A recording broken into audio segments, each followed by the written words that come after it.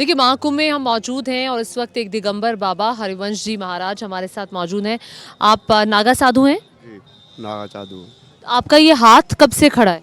5 साल से। 5 साल से ये हाथ ऐसे ही खड़ा है जी। और नाखून भी इसके बहुत बड़े हैं, नाखून भी नहीं काटे। ये खड़ा क्यों किया आपने हाथ?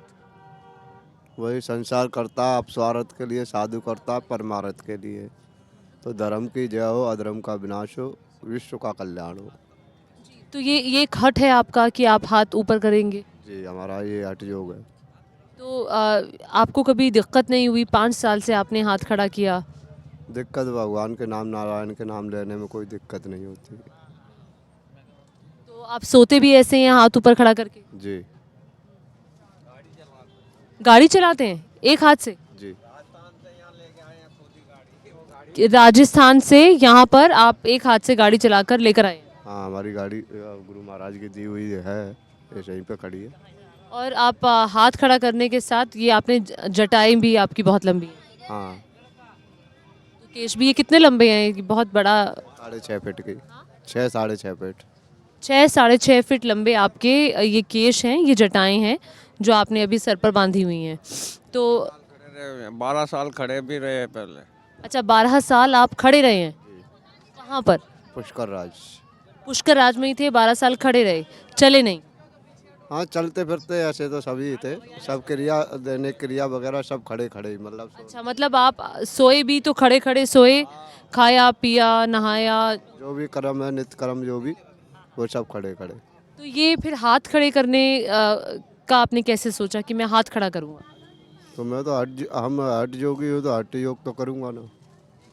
शुरुआत से जब से वेग में आया हूँ, जब से हठ योग कर रहा हूँ। तो ये बताएं कि आप जो हैं कब से आप सन्यासी बने? बचपन में 12 साल की अवस्था से सन्यासी हूँ। कैसे आपने सोचा, या परिवार बहुत आध्यात्मिक था, कैसा था? परिवार आध्यात्मिक था, लेकिन हम लोग बचपन से ही हमारे पास में संत लोग रहते थे, तो हम संतों में जाते थे, तो हमको संतों से लगन थी और हम संतों में। कितने भाई बहन थे, क्या था परिवार का बैकग्राउंड? 4 भाई थे, 3 बहन थी, सब थे। आप ही सिर्फ संत बने? हाँ, एक ही बने और कौन बने। तो घर वालों ने रोका नहीं? अब सर उनको क्या मालूम था कि ये संत बनेगा। नहीं, जब आप संतों की शरण में थे, या संत आपने घर में कहा होगा कि मैं संत बन रहा हूँ, मैं घर छोड़ के जा रहा हूँ? कहीं नहीं चला। बाद में पहुंचा जब संत बन गया, जब तो गुरु ने भेजा, जब भिक्षा करके आया, माता से भिक्षा लिया और वापस अपने बैग में आ गया। अच्छा, तब आपने, मतलब आपके घर वालों को लगा कि आप तो गुम हो चुके हैं? ऐसा लगा सबको। वो आपको ढूंढ रहे थे? ढूंढ रहे थे सब आते, लेकिन गुरु जी ने भेजा उसके बाद में। पर तो आप 12 साल की उम्र में घर से निकले? जी। तो 12 साल तक क्या आपने पढ़ाई की?